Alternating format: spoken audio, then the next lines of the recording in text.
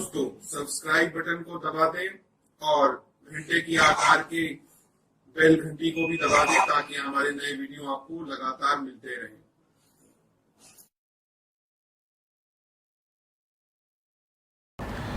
नमस्कार दोस्तों, धर्म रहस्य चैनल पर आपका एक बार फिर से स्वागत है। आज हमें एक अनुभव बलिया से यानी कि उत्तर प्रदेश बलिया से भेजा गया है और उन्होंने अपनी ज़िंदगी में जिस तरह का एक अनुभव घटित हुआ, जैसे भूत प्रेतों के अनुभव लोगों को होते हैं, तो उसी से संबंधित एक अनुभव है ये। और इसमें एक स्त्री है जिसको देखे जाने की बात उन्होंने बताई है और बाद में उसके साथ किस तरह से जो है डील की गई, वो सारी बातें आज के वीडियो में बताई जाएंगी। तो ये एक घर की सच्ची घटना पर आधारित अनुभव है जिसको उन्होंने अपने हाथों से लिख करके भेजा है। तो चलिए शुरू करते हैं और जानते हैं कि इन्होंने जो इनके साथ अनुभव घटित हुआ है वो किस प्रकार का है। एक घर की सच्ची घटना और अनुभव। प्रणाम गुरुजी, मेरा नाम राहुल राय है और मैं बलिया उत्तर प्रदेश का रहने वाला हूँ। मेरा आपसे निवेदन है कि आप सिर्फ मेरा नाम ही बताइए। गुरुजी, मैं आपका चैनल बहुत पसंद करता हूँ और इससे बहुत प्रभावित भी हुआ हूँ। मैं आपसे दीक्षा लेना और साधना सीखना चाहता हूँ, कृपया मेरा मार्गदर्शन करें। तो बिल्कुल आप साधना के लिए सबसे पहला स्टेप मैंने बताया है कि क्योंकि मैं चाहता हूं कि कोई भी साधना जब व्यक्ति करे तो उसके साथ उसका गुरु मंत्र उसकी रक्षा करे और किसी प्रकार की कोई भी बुरी शक्ति उसकी हानि ना पहुंचा पाए, इसके लिए गुरु मंत्र लेना सबसे पहले ज़रूरी होता है। तो आप सबसे पहले गुरु मंत्र लीजिए, उसका अनुष्ठान जो है ले सकते हैं आप संकल्प के आधार पे। उसको होता है 9 लाख पूरा करना, तो 9 लाख मंत्र का जाप आप पूरा कर लीजिए। उसके बाद फिर तंत्र में प्रवेश कीजिए। तंत्र में फिर कोई भी साधना आप कर सकते हो, चाहे वो यक्षिणी हो, अप्सरा हो, योगिनी हो, भैरवी हो, कोई भी शक्तियाँ आप साधना कर सकते हैं और कोई शक्ति आपका बुरा नहीं कर पाएगी। इसीलिए सबसे पहले मैं गुरु मंत्र ही देता हूँ और गुरु मंत्र का भी 9 लाख जाप। कोई हड़बड़ी मत कीजिए, आराम से प्रवेश कीजिए क्योंकि ऊर्जा शरीर में इतनी बन जानी चाहिए ताकि उस तरह की जो शक्तियाँ हैं वो आपको कुछ भी नुकसान ना पहुंचा पाएँ और सामने जब आपको देखें तो वो समझ लें कि इसमें इतनी ऊर्जा भरी हुई है कि हम इसका कुछ भी बिगाड़ नहीं पाएंगे। इसीलिए सबसे पहले मैं 9 लाख मंत्र जाप गुरु मंत्र का करवा देता हूं। उसके बाद ही आप तंत्र में कोई भी साधना कर सकते हैं और वो गुरु मंत्र आपकी रक्षा भी करता है, सहायता भी करता है और सिद्धियां दिलाने में आपकी मदद भी करता है। इसलिए सबसे पहले गुरु मंत्र को ले लेना चाहिए और उसके बाद उसका अनुष्ठान पूरा कर लेना चाहिए। उसके बाद फिर आप कोई भी साधना कर सकते हैं और सिर्फ हल्का से मार्गदर्शन की आवश्यकता उसमें पड़ेगी कि आप जो साधना करने जा रहे हैं उसकी विधि विधान ले लीजिए और उसे आराम से अपने घर में कीजिए या जहाँ भी आपका स्थान बनता हो उस जगह करिए, तो आपको सफलता उसमें मिलती है। तो चलिए आते हैं आपकी कहानी के ऊपर, आगे लिखते हैं। यह कहानी उस घर की है जिसमें हम लोग बचपन से रहा करते थे। दरअसल हम लोग किराए पर रहते थे। वह द्वार बहुत बड़े एक मुसलमान की थी, मतलब जो एक घर था वो पहले एक मुस्लिम जो है फैमिली उसमें रहा करती होगी और बाद में हमारे मकान मालिक ने उस मकान को खरीद लिया था। शुरुआत में वह मकान बहुत लकी था उन लोगों के लिए क्योंकि बहुत पैसा कमाते थे। वह अपनी दुकान से धीरे धीरे वो मकान अपना जो है रंग निखारने लगा, यानी कि पहले दुकान काफ़ी अच्छी चलती थी और मकान सूट भी कर रहा था, लेकिन धीरे धीरे जो है मकान ने अपना रंग दिखाना शुरू किया है, यानी कि उसकी वजह से उनको नुकसान होना शुरू हुआ। अब आगे लिखते हैं कि मकान मालिक के लड़के को अक्सर एक 16-17 साल की लड़की दिखाई देती थी। अक्सर एक औरत जो बहुत सजी संवरी होती थी दिखाई देती थी। वह औरत बगल वाले मुस्लिम फैमिली को भी दिखाई पड़ती थी क्योंकि वह ज़मीन पहले उसी परिवार की थी। एक बार मकान मालिक का लड़का अपने कमरे में लेटा हुआ था, तभी उसने देखा कि एक लड़की कमरे के बाहर से कहीं गई। उसने उसका पीछा किया पर वह कहीं गायब सी हो गई। उन्होंने सबसे पूछा कि क्या किसी लड़की को देखा, तो सबने उसकी बात को नहीं कहा। इस तरह से उसके साथ ये घटना घटित हुई। एक रात बगल वाले छत पे एक लड़का सो रहा था जिसका नाम मोमिन था। उसने देखा कि छत पे एक औरत खड़ी है। वह समझ गया कि ये वही औरत है। वह तुरंत वहाँ से नीचे भागा। फिर सब आए तो वहाँ कोई नहीं था। इसी तरह से वो सबको दिखती थी, यानी कि ज़्यादातर कुछ ही देर के लिए इस तरह की आत्माएं और शक्तियाँ दिखती हैं। मकान मालिक की लड़की, जिसका नाम अपने से कुछ भी रख लीजिएगा, चलिए उसका नाम जो है रीवा रख लेते हैं, तो रीवा उसे भी वह दिखने लगी। मकान मालिक की लड़की जो थी रीवा, उसको भी दिखने लगी, और जिसका ये हाल हुआ कि वो पागल सी हो गई। उसकी वजह से रीवा जो है पागल सी हो गई। फिर बहुत इलाज के बाद हालत कुछ सही हुई, पर बाद में रीवा की मौत हो गई। यानी कि उसके बाद उसने ऐसा कुछ देख लिया जिसकी वजह से उसकी मौत भी हो गई। हम लोग किराए पर वहीं रहते थे, इसलिए वो हम लोगों को भी दिखाई देने लगी। एक रात जब हम लोग सो रहे थे, मैं थोड़ी कच्ची नींद में था, तो अधुखली आंखों से देखता हूँ कि दरवाजे के पास कोई परछाई खड़ी है। मुझे आज भी साफ साफ याद है, क्योंकि उसकी आकृति किसी इंसान के जैसी थी। मैंने धीरे धीरे दीदी से कहा कि दरवाजे पर कोई खड़ा है, तो उसने मना कर दिया। शायद इसलिए किया कि कहीं मैं डर ना जाऊं। इसी तरह एक दिन भैया छत पे क्रिकेट खेल रहा था, तो गेंद बीच वाले माले पर चली गई। वह मकान 3 मंजिल का था। वह गया गेंद लेने, तो देखता है कि वही औरत वहाँ पर बैठी हुई है। फिर जैसे तैसे वो वहाँ से भागा। सबको उसने यह बात बताई, जो वह डरे नहीं।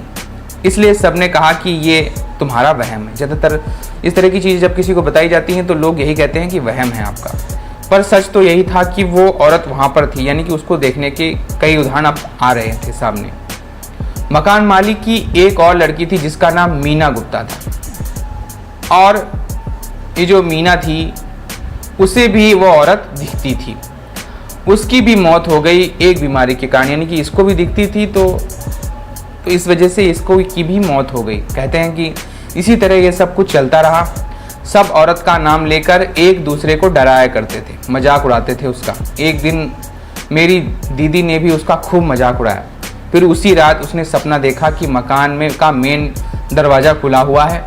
वह उसे बंद करके जैसे ही मुड़ती है कि वह दरवाज़ा फिर से खुल गया।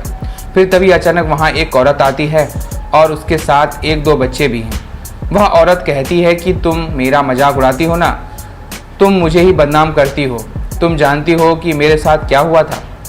तो उस औरत ने दोनों हाथ पीछे की तरफ बंधे हुए हैं, और वह रो रही थी। वो आगे कहती है कि यहाँ जो मुस्लिम फैमिली पहले रहती थी, उन लोगों ने उसे और उसके बच्चे को जिंदा जला के उसी ज़मीन के अंदर गाड़ दिया था। यह बात बहुत पुरानी थी, पर वह वहाँ तब से भटक रही थी। उस रात के बाद से किसी ने भी उसके बारे में बात करना बंद कर दिया, क्योंकि ये बात अब फैल गई। सबके दिल में डर बैठ गया था। एक दिन बड़े पापा की लड़की आई, और रात में सब लोग सो गए।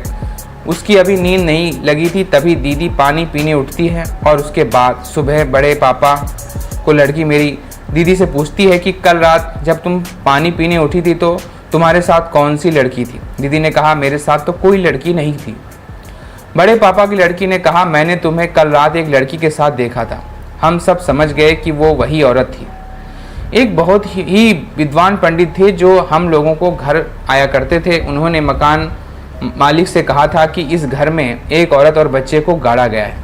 मैं चिन्हित कर दे रहा हूँ, आप लोग उतनी जगह की मिट्टी निकाल के फेंकवा दीजिए, क्योंकि बहुत दिन बीत जाने की वजह से हड्डियाँ भी गल गई थी।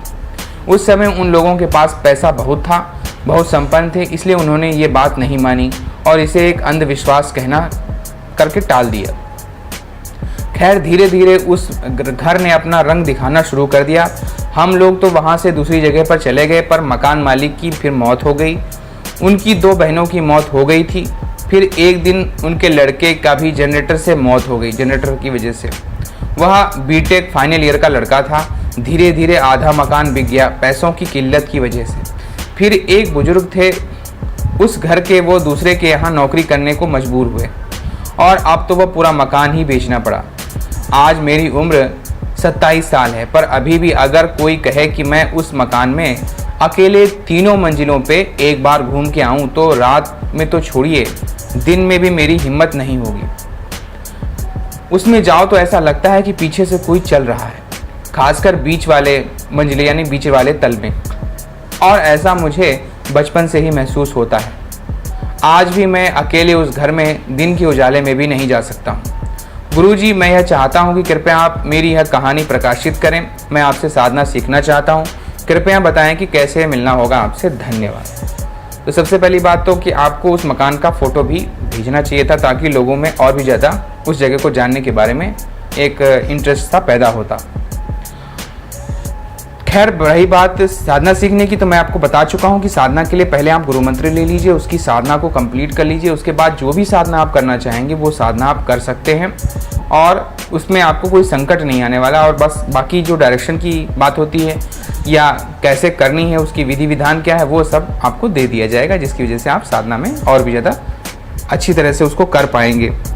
तो इस तरह के जो घर होते हैं, इस तरह के बिल्कुल श्रापित से घर हो जाते हैं, क्योंकि वहाँ एक आत्मा को स्थायी रूप से बसना पड़ता है। जो आत्मा बेचारी वहाँ पे रह जाती है वो परेशान हो जाती है और उसी जगह वो भटकती रहती है, क्योंकि वो उसके साथ ऐसा गलत उसके जगह हुआ होता है।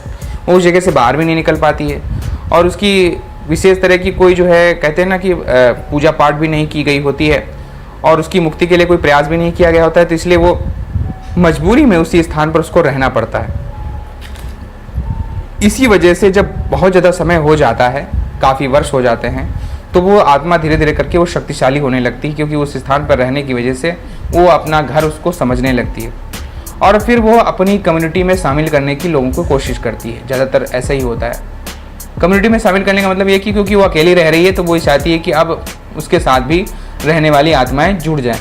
तो देखती है कि जो शरीर वाले इंसान हैं, अगर इनमें से कोई मर जाए तो वो उसके साथ में रहने लगेगा।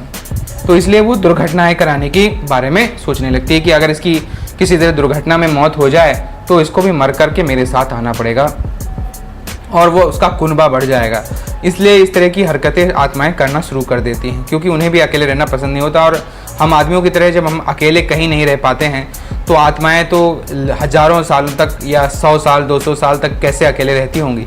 इस वजह से उनके अंदर ऐसी भावनाएं पैदा हो जाती हैं, ऐसी इच्छाएं पैदा हो जाती हैं, तो वो गलत सलत सोचें आदमी को देने लगती हैं और आदमी को भ्रमित करने लगती हैं। बहुत ज़्यादा भ्रमित करते करते कभी ना कभी कोई दुर्घटना घट जाती है। जैसे कि मान लिया कोई औरत आगे चलती जा रही है, आप उसके पीछे पीछे चले जा रहे हैं और वो जो है दीवार ख़त्म हो गई या यूँ कहीं छत ख़त्म हो गई, वो फिर भी चलती चली जा रही है, क्योंकि उसके लिए तो छत की आवश्यकता नहीं है और आप भी उसके पीछे पीछे चलते चले जा रहे हो, उतना ध्यान में मग्न हो गए कि ध्यान ही नहीं दे पाए कि छत ख़त्म हो गई। तो आप जैसे नीचे गिर जाएंगे तो आपकी मौत हो जाएगी, छत से गिर जाएंगे। तो इस तरह की कई तरह की हरकतें जो है आत्माएं करती हैं, इन सब से बचने की आवश्यकता होती है।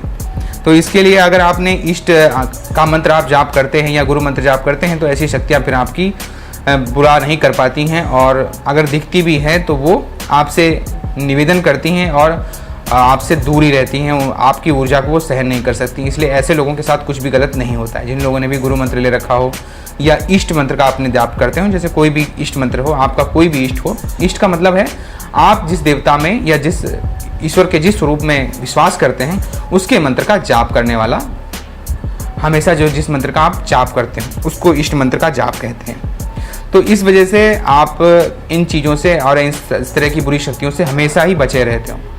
तो ये था इनका अनुभव। अगर आपको पसंद आया है तो लाइक करें, शेयर करें, सब्सक्राइब करें। आपका दिन मंगलमय हो। धन्यवाद।